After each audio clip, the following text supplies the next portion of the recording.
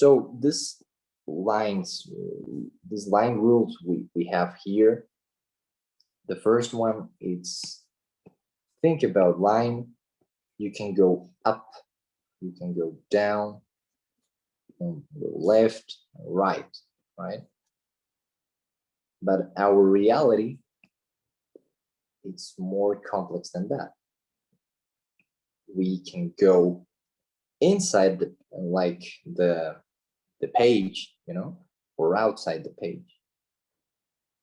I mean, if we're illustrating, I mean, if it's reality, we don't have page, we have like three-dimensionality. So think about when you're making any line in the space, when you use like anything, whatever line you're making this in space, it's not working just in these terms. It always works in these terms, in terms of depth.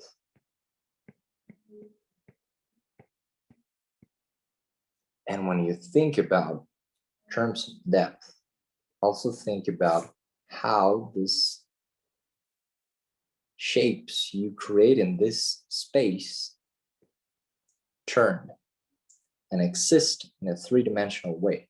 You know, they're not just as a flat image, you know, they're three-dimensional. You can feel how they turn in space. So this is like one of the best ways to really get deep into this kind of things. It's meditate about those, you know, like feel and imagine how this shapes turn in space. So another rule we have for it, it's don't use curved lines, just straight lines. If you want to make a curve, make it by connecting some flat lines, like straight lines.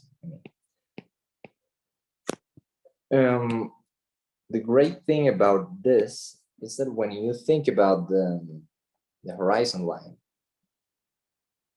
and you make, let's say this, I don't know, whatever. But the point is, if you make a curve around anything, you don't know where's the point in terms of perspective. You lose the direction, you know. We had like before these curves, it was so clear, you know. We know the beginning and the end and everything. It's really measurable. But when you do a curve, you have nothing to work with. So that's why it's so important to use just straight lines. And if you see this example of this human body, you'll see how everything is made with straight lines. You know, this is like, you might say, no, this is a curve. No, this is this one and this one and this one and this one. And you connect all these straight lines to make this feeling of a curve. As the example here, it's really important we imagine and feel how these shapes turn in space, right? So do you have any questions, Salomon? No, it's okay. So another thing that think about when you're drawing, we're making sculptures with our pencil or in digital. We're not making lines. And the other thing that will help you a lot is to think lines are like the way, it's another way of writing down things, writing down ideas. So this is an idea. This is a representation, a way of an idea. This is like ideas of cubes. These are not cubes really. this is not a human body actually. This is the way I write it down. This is like the way I say it, I see a human body over there. So this is why these rules are like when you are learning A, B, C, that kind of thing. So always do straight lines, confident lines. Do not do like with effort, like mean without. Try to use as much opacity, like with strength, with confidence. And the other thing is never do this kind of lines, because if you do this kind of lines, you don't know. This is like a mess. It's better to make a mistake, a very like, I know this is might not be the right thing, but that's what I believe. So I might not be right, but I'm certain. That's another phrase from John Burton.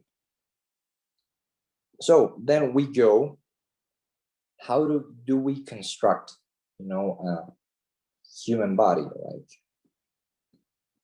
so when we start to use these principles, then we go to blocking the human figure by itself. So try to think, if you're watching a reference or even working from your mind, I recommend you use like a reference. So let's say this example right here. So you can, if you want, you can do your own. So let me see.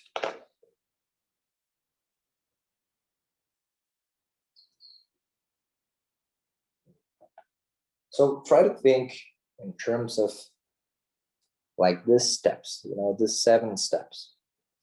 So you start by blocking, you have like your surface, right? It could be like paper, it could be on your iPad, it could be on Photoshop. And the point is, you started to blocking the human figure. So you block by thinking about the highest part from your figure, and then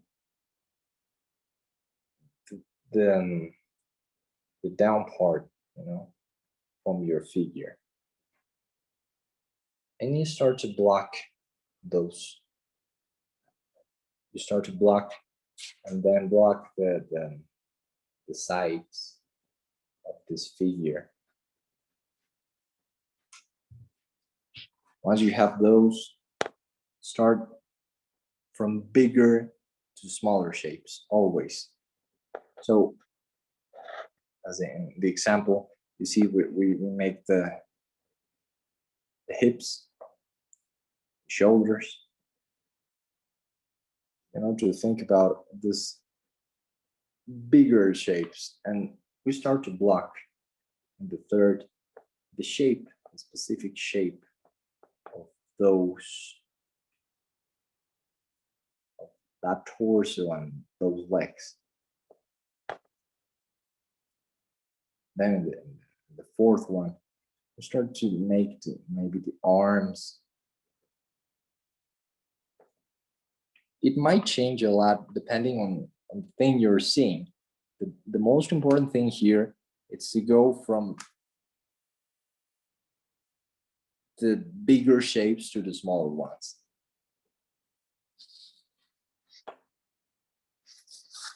So here we're